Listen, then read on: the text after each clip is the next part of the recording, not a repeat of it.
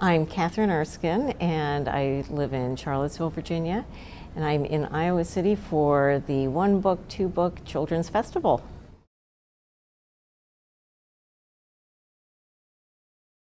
I think one of the most common questions I get is, where do you get your story ideas?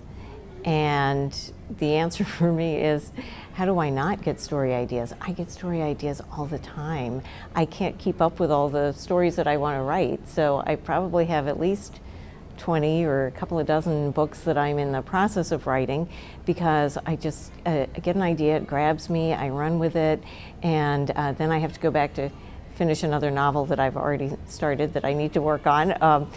But I get ideas just from news stories or anything that goes on around me. Like, I'll see somebody walking down the street as I'm driving past, and just the way they're walking. I saw a man the other day whose shoulders were kind of slumped and he had a little bit of a limp and he had a briefcase, and I just wondered what was going on with him. You know, had he just had some sad news, or did he just have an argument, or, you know, where was he going? And then I have to remind myself to keep my eyes on the road and to pay attention to what I'm doing. But I just get ideas constantly. Or something funny will happen and you think, that should be a book.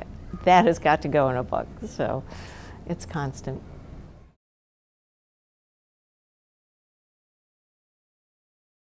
I do have a particular place where I write. It's unfortunately not quiet a lot of the time because it's right in the kitchen. It's kind of a breakfast nook, and that's where I have my desk and all of my supplies and my files. It's perfect when everyone's out of the house because it's right by a window, so I get that natural light. I can look out and ponder something, and it's right by the coffee and the chocolate and the snacks, and which maybe is not a good thing. So when people are at home, it is hard to write. So I have been known to wear like big earphones from my husband's workshop, and that is both to block out the noise so that I can concentrate, and also a visual reminder to my kids that I am not available right now. Mom is working. So if they tap me on the shoulder or wave at me, then I just try and wave them away unless it's an emergency. The most challenging environment for me to work in would be noise, any kind of noise, and particularly competing noise. So if somebody's listening to music and then the TV's on in another room, that conflict is just too much for me. I don't even listen to music while I work.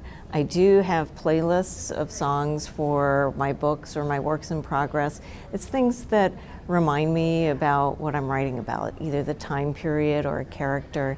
And I listen to those when I'm driving the car or taking a walk, because it can remind me of the story and make me think of new scenes and ideas. But I really need quiet. I also need quiet in my mind. So if I am very worried about something, or somebody's sick, or whatever, those types of things make it hard to work. But I have to practice trying to block everything out so I can really focus on what I'm doing.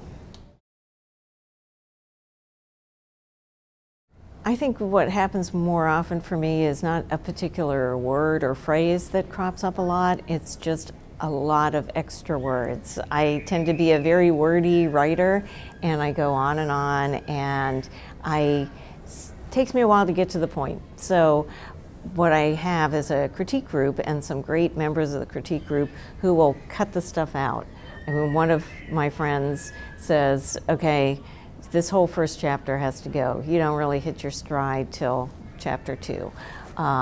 Or another one who says, you know, this is all beautiful language right here, but it's barf. It's beautiful barf, but we need to get rid of it. And it's so true. Often less is more. So I have to keep reminding myself of that.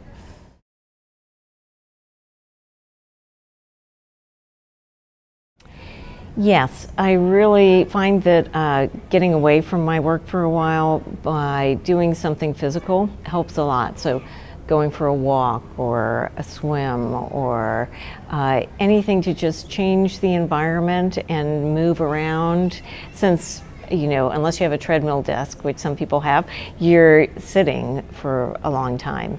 And also just getting away in your head by doing a little bit of meditation can help too. So that's a way for me to sort of take a breather, exercise the rest of me. And really often it's just doing any kind of creative thing, whether it's cooking or knitting or, you know, games or whatever, something that's a little using a different part of your creative spirit, and that really can help recharge your writing side too.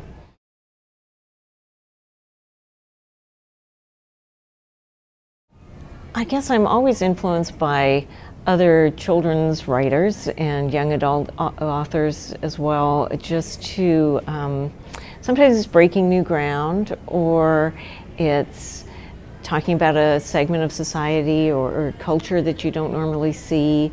So I wouldn't say there's a particular book right now, but I do read the National Book Award winners and the, you know, Newbery winners and the Prince winners, just to see how our body of children's literature is evolving. And then I have my favorites that I always go back to, like Christopher Paul Curtis. Well, he has a new one out now, but I can reread his books and still enjoy them. And I tend to not be a person who rereads books, but with his, I've done that multiple times. Wow, there's a lot of things I still want to write about. And one thing that is a more difficult subject that I would like to eventually, I'm mulling it over and figuring out how to do it right now, but I would like to write a book that involves mental illness, because I do think that's an issue that we don't hear a lot about and or give a lot of attention to, and I think we could do better at that. And I would like to get something out there that I really need to do a lot more research on to make it an authentic story about a character with a mental illness. Another issue that bothers me a lot that I would like to somehow write about is our penal system and the number of people we have in prisons in our country, and the disproportionate number of minorities who are imprisoned. And I think any culture, a civilized, progressive culture like ours that has 1% of its population in jail, there's something wrong with that. Something needs to be done about that. So I would like to draw a little more of a spotlight on that. There's definitely a spiritual element to writing. It's something very deep in your soul that comes out, and sometimes almost I feel like I'm channeling something. My fingers typing at the keyboard can't keep up with the thoughts that are tumbling out. And there are also these sort of subconscious, surreal things that happen where you start a story a certain way, or you just for some reason feel like the character has to say something this way. And it's not till afterwards that you realize, wow, that was actually significant. That's why it was so important to say that. But consciously, I'm not always aware of it. It's something almost bigger than you that's at work.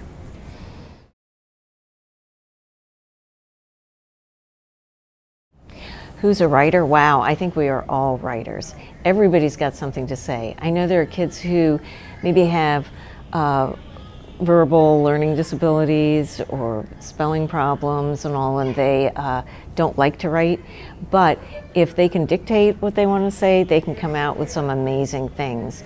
And kids in particular, if they can do free writing or poetry or an I'm from kind of piece where they say I'm from all the different things that are a part of my life, those are just amazingly beautiful to read.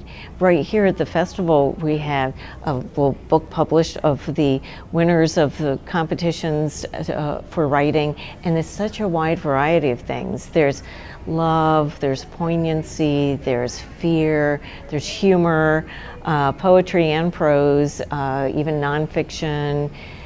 Everybody has something to say. We all have something to say. And if you think you don't, then think about a pet peeve or something that really bothers you or makes you mad. You have a lot to say about that.